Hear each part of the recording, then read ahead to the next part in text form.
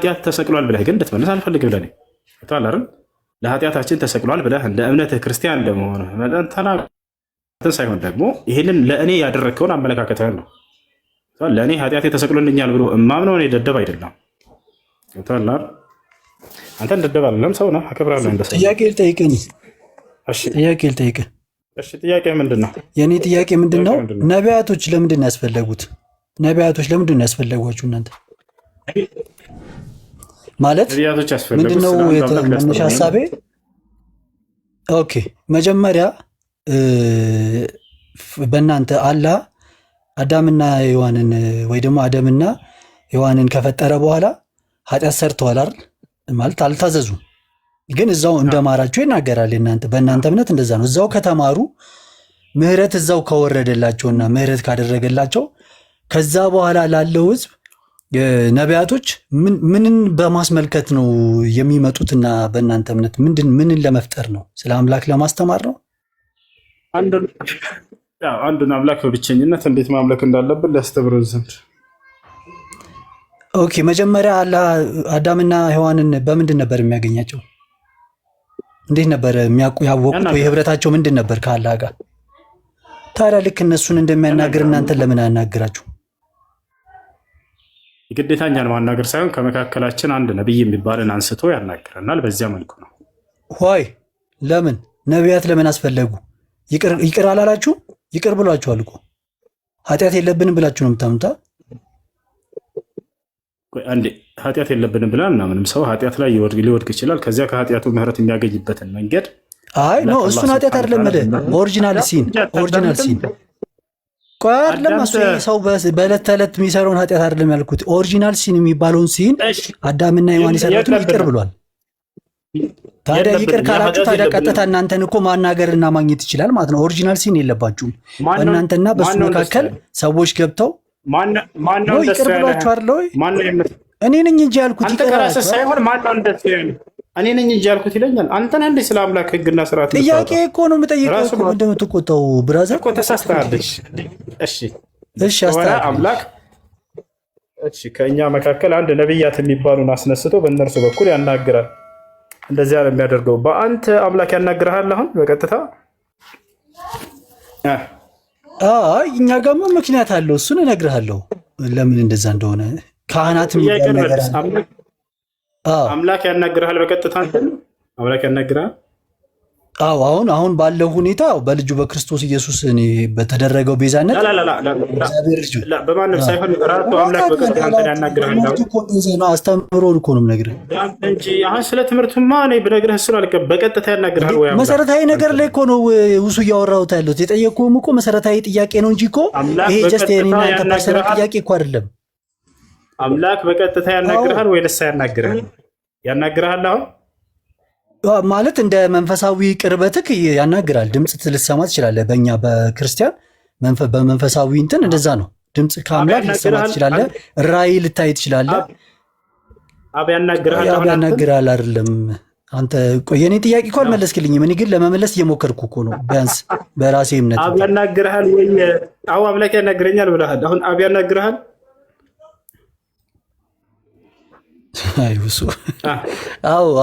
አዎ በመንፈስ ቅዱስ አማካኝነት ድምፅ እሰማለሁ እኔ። በቀጥታ ራሱ አብ ያናግርሃል? መንፈስ ቅዱስ እኮ እግዚአብሔር እኮ ነው። ለአብ ራሱ ያናግርሃል ወይ? መንፈስ ቅዱስ እኮ እግዚአብሔር ነው አይደል? መንፈስ ቅዱስ አብ ነው? እግዚአብሔር ነው። መንፈስ ቅዱስ አብ ነው? አባት ነው። እግዚአብሔር ነው መንፈስ ቅዱስ እግዚአብሔር ነው። ሚሽን አለው እሱ ይዞት የመጣው ሚሽን አለ። የሰው ልጆች በምድር ላይ ያሉትን ቅዱሳንን ሊጠብቅ ሊያጽናና ሊመራ ትክክለኛውን አስተምሮ ነው እየነገርኩህ ያለሁት። እሺ ይነግረናል፣ አቅጣጫ ያሳየናል፣ ይመራናል መንፈስ ቅዱስ። አብ ያናግርሃል ወይ? መንፈስ ቅዱስ በመንፈስ ቅዱስ አማካኝነት ማለት ነው። አንድ ነው መንፈስ ቅዱስ አብ ወልድ ያለማንም አማካኝነት በራሱ ያናግርሃል። እኔ አብን ከመንፈስ ቅዱስ ለይቼ እኮ አላይም ብራዘር።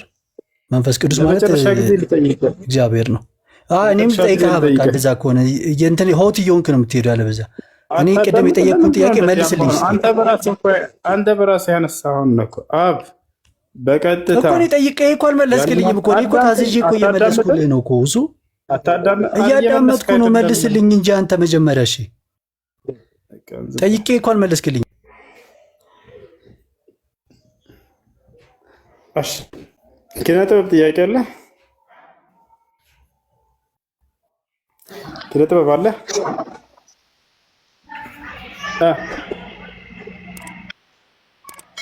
እሱ ሰላም አለይኩም።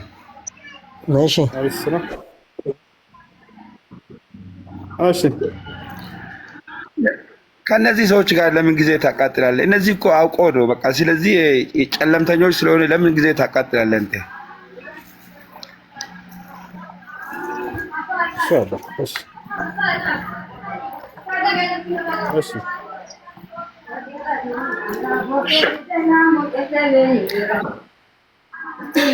የሆነ ነገር ሲጠየቁ አዎ ወይም አይደለም ማለት ሲችሉ ገና ሌላ ነገር ስለሚያወሩት ለምን አንተ ሰዓትን ትገላለህ? ኢንሻአላህ መርሐባ። ወዝኩር ኢብራሂም ወኢስሐቅ ወያዕቁብ ይላል። ሙሐመድ ሆይ በዚህ በቁርአን ላይ አብርሃምን፣ ኢስሐቅን፣ ያዕቁብን አውሳቸው ካለ በኋላ ኢና አኽለስናሁም ቢኻሊሰቲን ዚክረ ዳር ወኢነሁም ዒንደና ለሚነል ሙስጠፊን አልአኽያር ይላል። እነዚህ ሶስቱ ከእኔ ዘንድ በጣም የተመረጡ ከቁንጮዎቹ ናቸው እያለ ይገልጻቸዋል። አብርሃም፣ ኢስሐቅ፣ ያዕቁብ በጣም የተከበሩ የአምላክ ነቢያት ናቸው። ወተበዕቱ ሚለተ አባኢ ኢብራሂም ወኢስሐቅ ወያዕቁብ ይላል ሱራ ዩሱፍ ላይ። የአባቶችን የአብርሃም፣ የኢስሐቅ፣ የያዕቁብን መንገድ ተከተልኩን በል ይላል። አብርሃም በጣም ጻድቅ ሰው ነው። ኢስሐቅ በጣም ጻድቅ ሰው ነው። ያዕቁብ በጣም ጻድቅ ሰው ነው። ልክ እንዲሁ እስማኤልንም አልረሳበትም። ስለ ልጄም ስለ እስማኤልም እንድትባርክልኝ እጠይቅሃለሁ ብሎት ባርኬልሃለሁ ስለ እርሱም ሰብቼሃለሁ እንዳለው አምላክ አላህ ሱብሓነሁ ወተዓላ ልክ እንዲሁ በቁርአን ላይ ያንን ገልጾለታል። ይህን ይመስላል።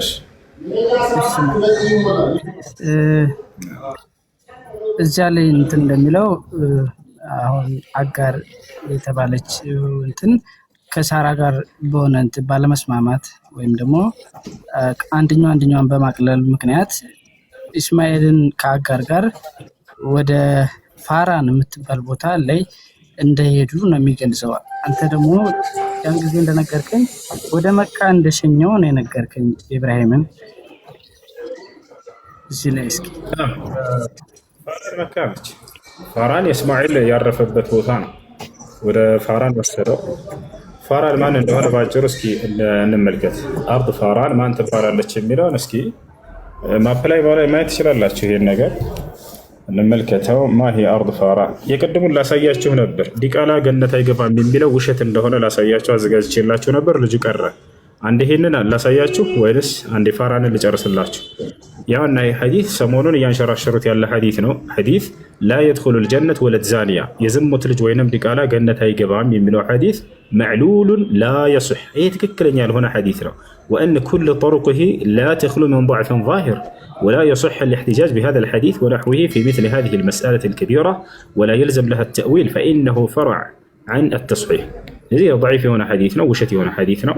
በፍጹም እንደዛ የሚል የለም። ضعيف ማለት በጣም ደካማ የሆነ ውሸት የሆነ ቅጥፈት የሆነ ሐዲስ ነው። እሺ አሁን ፋራን ማነች የሚለውን እንመልከት። ያ እዚህ ጋር አርዱ ፋራን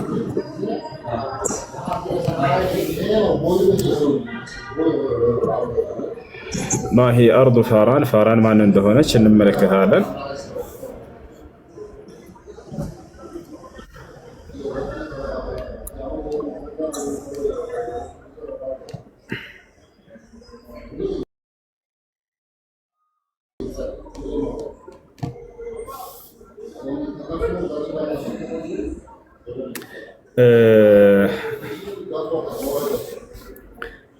ፋራን ፋራን ፋራን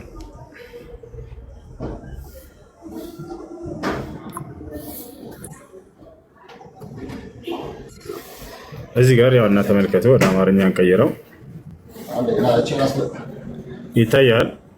የፋራን በረሃ ይህ በጽሁፍ በዕብራይስጥ መጽሐፍ ቅዱስ ውስጥ ስለተጠቀሰው በረሃ ነው። ፋራን ሸለቆ እያለ ይናገራል። እዚህ ቦታ ላይ ማን እንደሆነ ሲናገር እስማኤል ያረፈበት ቦታ እንደሆነ ይህን መጽሐፍ ቅዱስም ይናገራል። ይህን ታውቃለህ አይደለ? አብርሃም ሚስቱን አጋርንና ልጁን እስማኤልን ወስዶ ያስቀመጠባቸው ቦታ ነው። እስማኤል ቦታ ያው እና ይህ ደግሞ መካ አቅራቢያ ያለ አካባቢ ነው እያለ ይናገራል። ያው መካ አቅራቢያ ያለ አካባቢ ነው ይላል። በመጽሐፍ ቅዱስም እንደተጠቀሰ ይናገራል። ስለዚህ ያንን አብርሃም ልጁን ኢስማኤልን ወስዶ ያስቀመጠበት ስፍራ ነው።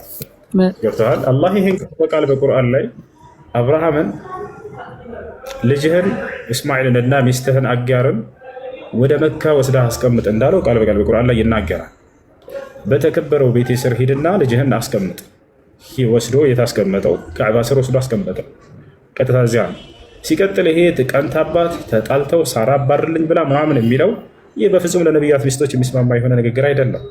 እንዴት ነው የአብርሃም ሚስቶች እርስ በርሳቸው በእንዲህ አይነት ቅናቻ ድረስ ደርሰው አንዷ ሌላዋን ቀንታ አባርልኝ ሂድ ከዚህ ውሰድልኝ እስክትለው ድረስ የሚደርሰው? በፍጹም በአምላኳ ላይ ምን ያክል አማኝ እምነቷ ጠንካራ እንደሆነ ያሳያል። ዛሬ ሴት ልጅን በምድረ በዳ ቦታ ማንም በሌለበት ጨለማ አስቀምጣት አብሽሪ አላህ ይጠብቅሻል ብትላት ራን ያለ ቀምጠ ልትል ትችላለች። አጋር ግን ያ እምነቷ በጣም ጠንካራ ነበር። በዚያው ቦታ ላይ ሆነ አላህ ከሆነ አምላክ ከሆነ እዚህ ቦታ ላይ እንድታስቀምጠን ያዘዘህ እኔ በእርሱ ወደጃለኝ በቃ ሂድ አንተ አለችው። እዚያው ተቀመጡ።